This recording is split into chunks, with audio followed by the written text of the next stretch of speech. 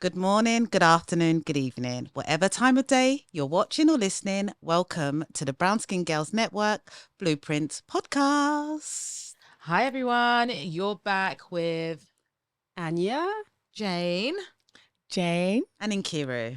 and today we are going to be discussing the topic, how deep is your pocket? Ultimately, we want to know the best tips and tricks out there to help you stretch your funds in this season coming up. Obviously, we've got Christmas. I'm sure there's a lot of birthdays. There's so many events going on, people planning for their holidays next year. What can we do to maximize our budgets and get the most out of those labels that we like, those shoes? And also, we're going to touch on that subject, men, our black men. Do we think they're being overstretched? Do you think the demand or the request of them is a bit too much? Is there anything we can do to support them? Or do you think any complaints are even warranted? Let's get into it. Talk to me, Nkiru. Okay, so I feel during Christmas time, I'm a big Christmas person. I'm a really big festive person. How many trees do you have? No, do you know what? I have one in the office and I have one at home. Okay. And then I have the wreath outside the door. And my neighborhood is big on Christmas. Yeah. So they usually do competitions. I've got the lights, I've got the reindeer, all of that going on. Yeah. Even when we had the energy crisis. Remember? And you do what? Yeah, I still had all my lights. Yeah. People Yeah. cut it back, but we still did that. So Christmas is a big thing for us. And because it's a big thing for us, I've thought about using, I think Asda do most of the supermarkets do save throughout the whole year. I've inquired about it. I've never done it. I've inquired about it. And Andy's looking at me like, rah. Oh, wow. I've inquired. So they're out there. So most supermarkets will allow you to save for Christmas so that you get big hampers during Christmas time. wow. Yeah, that's how much I love Christmas, because I really want it to be a really lovely time for my kids and me as an adult as well. Yeah. Christmas for us was a big deal when we were growing up. My mum and my dad made it extra special. We always got one gift that we asked for, as well as other gifts. But let's say we wanted like roller skates, we'd get one of our gifts, or a bike, we'd get that. So my mum, shout out to mum and dad, actually, they did a really good job. So for me, I'm looking for bargains, I'm looking for deals, and I'm shopping for Christmas in October. Oh. Yeah, I'm doing it in October. Complete opposite. In October I'm shopping for Christmas. I'm looking for new things to put on the tree. So every year I'll have something A new, different an theme. ornament. No, just a new Ornament. ornament to go on the tree. Everything will be done 1st of December. The whole Christmas is up. And it's ready to go. And then I'm always like, the other day I was saying to you, have a party. Yeah, Like, yeah, I'm looking for yeah. the parties to go Yeah, to yeah. and stuff like that. So Yeah. it's a big deal for us. So Yeah. I like so that. it's expensive. Yeah. Yeah, It sounds expensive, so that's why I start early. Yeah. I look for discount, I look for deals, and I try and get everyone's presents done. Yeah, my mum, she's big on Smart. Christmas because she'd have the presents wrapped and she'll hide them so we wouldn't find them Yeah. during Christmas time. So That's a an lot- Igbo mum, right? I know a lot of the things I'm thinking about. I'm thinking, this is what my mum used to do. Me too. My mum at Christmas will have the candles, she'll have all the decoration. Her tree will be big, the biggest tree out of all of ours. It's a big deal. Yeah. And she'll have the massive inflatable snowman outside her door. Yeah, so she goes all in Christmas. for Christmas as well. So, but I start early. Yeah. That's Yeah. my trick. I start really early. Do you know what?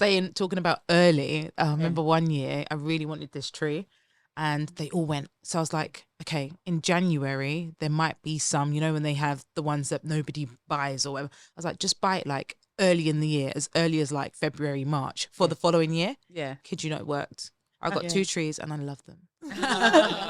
Yeah. So that works. There you yeah. go. So Yeah, when you say buy early, Yeah. buy early. It's true. I noticed that the sales Yeah. in the new year have a lot. I don't know if sometimes you just get the cast off. So Sometimes it's the stuff that you just people have to didn't look. buy. Yeah. If you know you wanted something before and it's gone, just wait because it will probably come back around. Because sometimes it's not in stock because they put it out in stores, but actually it doesn't sell in the stores and then it's back online, for example. True. So, True. um, Yeah, I think that's a good idea. And then also, I used to do the next sale very, very early as well, and buy for like the little kids in my family. I used to do that because I used to love next clothes for little kids. yeah, the next. So I remember from when my daughter was a baby. good. She's 18 now. So we used to camp out there 5 a.m. in the morning my God, and get all her bits, and then that for her cousins and things like that. We used to do that, but I start early as well because I've got my teams I need to do, the different care homes I need to make Christmas really festive for the kids there as well. Oh, yeah. But they looked after kids, and then our family, just like yours, we go in because we have a massive Christmas every year. We have like over 50 people come in, and obviously my siblings and their partners and their families, so it's always a big deal, and we are militant with it. So we plan out the menu, put everyone's name by it, and we do all of that. So Christmas is, I love Christmas so much. I love the sun, but I love Christmas, the festivities, the unity, the joy, and the food. Those are the bits that I love. I love that so much. And we always make sure, like even my boys last week said, "Mommy, what colours our pajamas going to be this year?" Because they've become used to it. So I'm sorry for their wives coming, because if you don't make fuss, they'll be like, "I'm not spending it with you. I'm going back to my mum's." So that's what we always do. And in the beginning, my husband hated the whole matching pajama thing, but now he loves it as well. And I kind of do like a 3-day thing where we do like the breakfast and the big meal, and then we have the leftovers the day after, and then New Year's we have something, Boxing Day we have something. So by the time it gets to the New Year, I'm wiped out. I can't even attend any sales or do anything like that because I'm so tired, and just like cleaning and everything else. But I just love the spirit of Christmas and what it means to my family. And because we all so busy, my sister travels a lot, everyone's busy, they work a lot. So that is a time that we all get together and really just bundle up and just have those special moments together. And I just love it so much. But in terms of savings and tricks and stuff, what I tend to do is from about month 6 of the year, I start putting down pieces. Money. Not pieces of things, but money. Okay. I start putting money, like big chunks of money aside for Christmas to kind of, because I'm thinking around that time, I'm thinking about my staff bonuses around that time. So then I start thinking about preparing for Christmas as well. So staff bonus in my office is you got a job. We send you letters saying, well done, you're still employed. God. That's all we're doing. I know. But you know, it's so funny because we do a Christmas party every year and it just gets bigger and bigger each year. And we do staff surveys as well to find out if that's exactly what the staff want or not. And a lot of them are saying, forget the Christmas party. Give us bonus. One more bonus. I'm like, okay, if that be the case. And everyone wants what they don't have.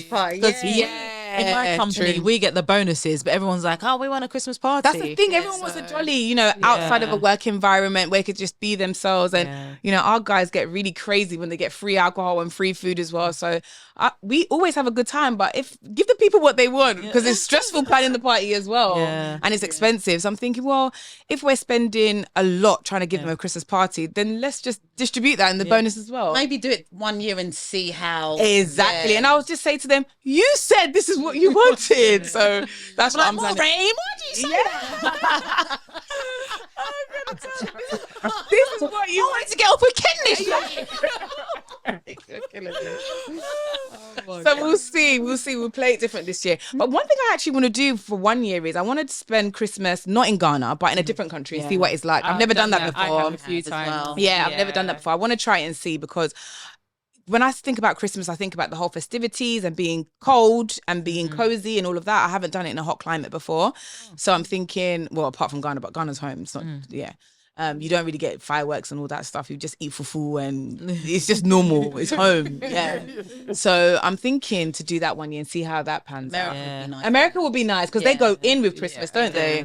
So maybe I might do that. And take advantage of Black Friday. We're talking about Black Friday. I was saying to Jane earlier that a lot of my friends, they go in November to do Christmas shopping in America and come back with the best deals, best bargains, best everything. You need a few suitcases, empty ones. I was gonna say, but they do that. They go with absolutely nothing. And then they come back with suitcases full of things. But it works in 2 ways. I knew of one girl who did that and she came back in a lot of debt. So sometimes it's like obviously you're just self-control. You say that, but then when all this, go with a plan though. Well, because you'd be like, okay, I'm gonna go to get Christmas presents for the immediate family, and then stop there. Yeah, it's not that crazy. I I went to New I York And I did the same thing. I did, as I say, I didn't have children at the time, so it was a bit easier. But you don't have to go crazy. You do need a bit of self-control. I think I filled up one suitcase and I was just like, yeah, I'm good. Yeah, you have self-control. But I think sometimes where you're thinking, I won't get this in the UK. Opportunity. I won't get this again. And for me to get a ticket of £700 or £600. £300 to New Yorkshire. Well, she used to go to different places. I think Atlanta or somewhere. Anyway, it doesn't matter. But yeah, I think sometimes you're thinking, well, the cost of me coming here, let me try and make it worth my while. Oh, and that being, sorry, I know, and you haven't touched on that. So I don't know, if you're going to buy designer stuff, it's best to do it in Europe, right? Yeah. So don't go all the way to America to go to Fifth Avenue or Saks to buy Gucci or do it in Europe because they're European brands. So Christian Dior would be better to buy in France than anywhere else in the world. Valentino will be better to buy in Italy than anywhere else in the world. Ralph Lauren will be better to buy in America than anywhere else. It's an American brand. It's an American brand. So I remember someone said that to me in Fendi once. She was like, no, don't go to America to buy Fendi. Like, buy it here. Unless it's Black Friday, it's significantly cheaper. Much cheaper. Yeah. And all the brands you can find here, you can find in America. Yeah, you can. But they've got the exportation prices and all of that kind of stuff. If you're not, so you go to the store, they add extra money on. And then you realise the tax. Well, actually, Dubai is the best place. Yeah. So Chanel bags are almost half price there. Dubai, Trust me. And that's where I went one Christmas. It was one of the best Christmases. My mum was living in Australia at the time, so I met her. We decided to meet halfway, brought the kids. We had Christmas in Dubai. It was really strange because obviously it's hot. They had Christmas trees up. I didn't have that same Christmas feeling. Yeah, I didn't have the festive feeling. But what I did have, and the thing that probably my number one thing at Christmas is that togetherness and the connection and the family and just that time to be together. Yeah. And obviously you guys were talking about what you do at Christmas. I'm not like that at all. I'm quite not reserved when it comes to Christmas. Like I always get a real Christmas tree. I love the smell of a fresh Christmas tree. It just reminds me of growing up. Obviously, when my children were young, I used to do their Santa stuff and have footprints and write the letter, Cookies, milk, the mince pie, the carrot, that milk. I would write the letter, and I think I've kept all. Sorry if you're listening. I've kept all the Christmas letters back from Santa and all of that stuff. But now I don't do the shopping early. Okay. Last year was the first time I bought something new in because my son was at that point 12. My daughter was 21. I'm like, you guys have everything. Like we do the matching pajamas, all of that. But we did Secret Santa within the family. Everybody had a budget. You couldn't go under a certain amount. It could only be over. So that meant you had to get them a good gift. Obviously, the person my son picked out, me and my husband had to contribute to his person. And the gifts were so meaningful. We sat around, we exchanged gifts, etc. It was really, really lovely. And then family, like you said, is a really big thing. We do house hopping at Christmas. I've got a really, really big family. And obviously there's my husband's family. So Christmas Eve, we have a big party. Christmas Day is another big party. Boxing Day is another big party. But I'm really trying hard not to buy too much for my children anymore when it comes to Christmas. I really want them to, I don't know if it's because of my spiritual journey as well. I really want them to come back to the real essence and the meaning. And I felt it was somewhat getting distracted and lost by them giving me these enormous lists of what they wanted, and they were forgetting, okay, this is really the time where we're acknowledging our savior. Do you know what I mean? This was the day that he was born. And also remembering people that are less fortunate, and God forbid my children will always have, but I don't want them to ever think that at Christmas they have to have all of this and lose the true essence. Like we watch Home Alone, that's a number one priority in my household, to watch Home Alone at Christmas. But it's about that togetherness, eating good food together. And I used to take both my children as well to a soup kitchen, not at Christmas, but leading up to Christmas. And we would go, shout out Tuesday Night Bites, fantastic place if you ever want to go and volunteer and help out on a Tuesday. But for me, the spirit of Christmas is about being together, giving and really acknowledging people around you that are less fortunate. It sounds like a real Christmas card thing to say, but it is really what I try to pride myself on, even more so now at Christmas.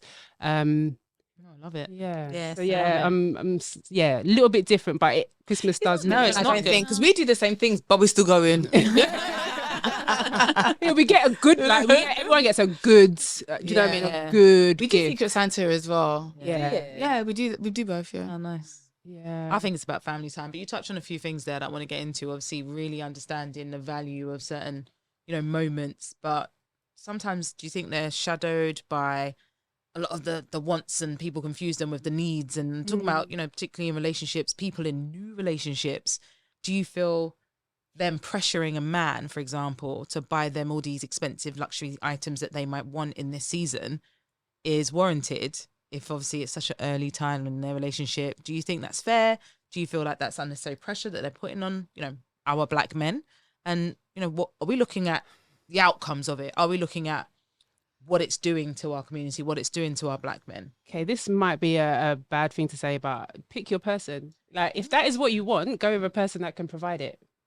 Pick if that's your thing. Don't go for somebody that hasn't got that, because that's when it's bad. But there are guys out there, as we know, that like to lavish their women, and if that is what you want in a partner, only go for that.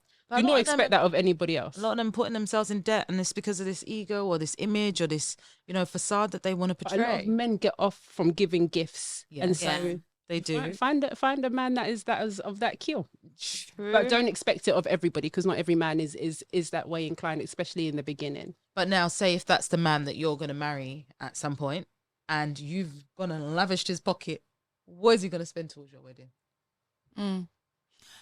To be honest, I feel like these kind of conversations are really funny to me as well, because if you are marrying somebody, you don't want to marry them in debt. No. Yeah, exactly. so you putting undue pressure doesn't make sense. Exactly. And I take it back to when I was getting traditionally married and my husband had to pay a dowry. Yes. My family would never ask for a big dowry, not because they didn't value me, but because how does that make sense? Exactly. Because essentially him coming to give us thousands of pounds, there's no amount of money that could pay for me. Exactly. Yes. Oh, Do you understand? yeah. There's no amount of money that could afford in his speech. that could pay for the value that I am to my family. Yeah. And essentially, if he were to do that, that means we're starting our marriage off In debt. in debt. Yeah. So I would never say start a relationship off that way. My husband and I, we didn't start off that way. We started and built everything together. Yes. But at the same time, I feel like what we need to be discussing more is the spirit of generosity. Because, we're I not like that spirit. Yeah, we like that spirit. And everyone's love language is different. Yeah. So for me, I think the conversation is more about the spirit of generosity. You don't really want to be with a man who is so tight-fisted that you feel that you can't be in your feminine era, or you can't be looked after when the need arises. I mean, let's be honest, majority of women are going to be on maternity leave for a period of time. Yeah. Can your man support you? Can he uplift you? Can he maintain the household and the bills and your lifestyle? All of these things you have to have into consideration. And I think the problem that a lot of black women get into is that they come into a relationship or situationship or whatever the case may be, and they're like, babe, I've got this. Yeah. I'll do this. I'll cover this. I'll cover this. I'll cover this. You've now allowed the man to start getting comfortable that every time Miss Independent, Woman King, she's doing it all. She's doing it all. And then before you realize, there's just no give and take. Do you, what are your views actually on men and women going 50-50 on bills in a relationship? Do you know that's how I grew up? Yeah. Bills. That's how I grew up. My mum and dad were 50-50 on everything. Oh, see, no. I don't. That's how I grew up. I grew up the opposite. Yeah. Well, for my dad and my stepmom, my dad, even till now, pays all the bills. See, if that were my situation, I would find it so foreign. Yeah. Because I haven't grown up like that. I was gonna say, you're uplifting. You probably would have lived with.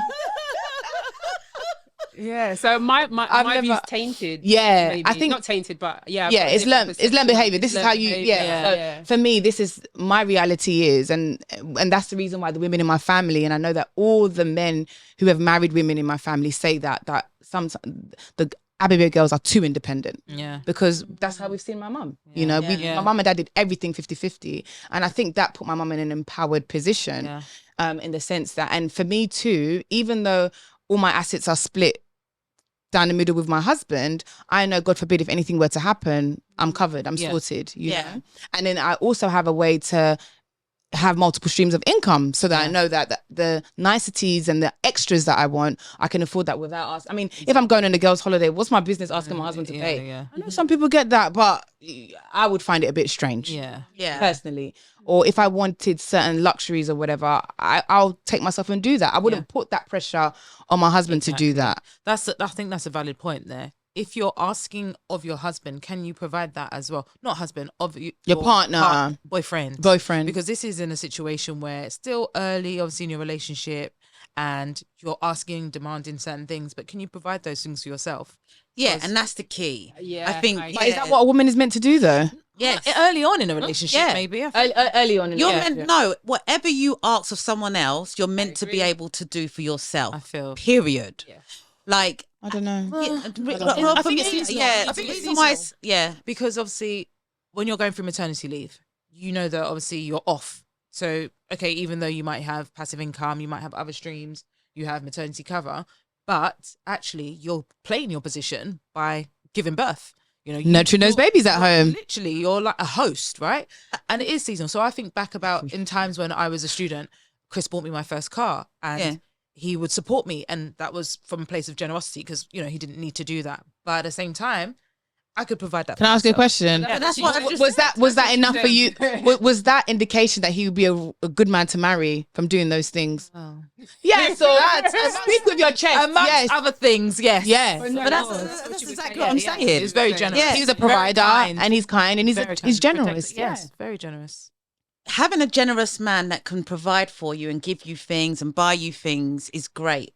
But as a woman, I'm saying that you should be able to provide those things for yourself. Yeah.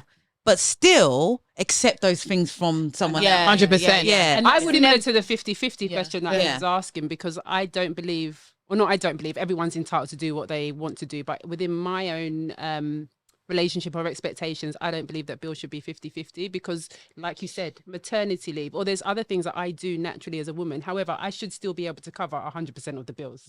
Yeah. It shouldn't be a case where if I don't have you, I'm lost. Do you know what I mean? It's Yeah, because there's some girls that would say, "Oh, my guy needs to be driving, you know, 72 plate. Like, I can't date a guy if he's not driving. Are you driving 72 plate? Let's not. You know what I mean? Like, are you exactly? Like, And you know what? You can contribute in other I need ways to be going to Nobu. I need to be going to Hackersat. Can you do it? Because Yeah, because me, Yeah. I can do it. Right. You know what I mean? And this is like, I can do this for my. But this is the conversation we had a few weeks ago in terms of being in your femininity and being an alpha female and being able to be softer so you know you can be that submissive person. Contribute in other ways. I can contribute in different ways and rightfully so I should, but I feel like it's lovely for a man to want to do all of these things for his wife. So do I. We're not saying that we do it. We're saying that that we can. Yeah. So the expectation is, And okay, I think you should be able to enjoy knowing. I know my woman can do this for herself, but I like doing it for her. Yeah, 100%. Do you know what I mean? Yeah, So definitely, I was saying to you guys before, I dated a guy that used to take care of me completely. I never used to pay for a bill. He bought my first. alive. I mean, baby girl, I was living the baby girl life. And that felt great. And you know what that did? Like you said, it brought me out my femininity even more. Like, the side he'd write, I'm like, baby, what do you want to eat? Pancakes? Where? Bring it back. Bring it back. But that's it, you know, that element. And I don't think it was undue pressure. I don't know, actually. He might have felt that pressure because sometimes we might be asking or we're like, okay, she's accustomed to a certain type of treatment. And therefore, when financially I'm not there, like, is it so easy for a man to say, do you know what, babe? I know you're used to this, but you're going to have to help. Especially in this time. Look, our gonna have to help. energy bills are and then how do you respond to that? And Does that give you the ick? Like, and this is why I'm saying there's a lot of people in relationships for the wrong reasons. Yeah. I mean, this life is seasonal. Sometimes you're up, sometimes you're down. Exactly. Yeah. If we as a couple can't get ourselves together and say, you know, Exactly. there are times when, for example, when I quit my job, and I didn't even tell my husband I was quitting my job. I quit my job, and I quit my job, but I had savings behind me. Yeah. But when those savings ran out and my business was not making enough money, my husband stepped in. yeah. This is what I'm saying. And there will be times when also my husband left his job because COVID kicked in and things weren't the way it was it was before, you and then support each other. it's the give and take. Yeah, So yeah. all these conversations of you can't take me to Nobu, so you're done. Da, da, da, da, da. You guys are looking for superficial Yes, partners, yeah. and Yeah. there's no longevity in your relationship that way. Definitely. Yeah. But that's Completely why agree. it's also going back to what you were saying in terms of can you cover it for yourself? I think is really, really important to Yeah. be self-sufficient. Sufficient, yeah. So even though, like I said, for me, there's an expectation of a 70-30 split or whatever it is, I know that I can cover 100% because if, like we said, things are seasonal. If he's down, I need to make sure that I can step up for the benefit of our relationship and not look down on him whilst I have to step up, because there'll be times within the relationship where I'm going to be in need as well. Of course. And so it's so important. So if you're saying, let's go, can you take yourself to Nobu? Do you know what I mean? We have to be really realistic with our expectations of others and understand that in a relationship, your finances, you're going to grow together. So you cannot firstly sponge off somebody. Yeah. You have to make sure that you're good or you're at the same place. Do you know what I mean? That's why I started it with what are your expectations of I don't somebody? think a lot of times in relationship you're ever going to be in the same place. No. I think for me, what I was looking for is somebody with the work ethic, the discipline, and the Potential the to motivation Yeah. to get himself where he wants to be.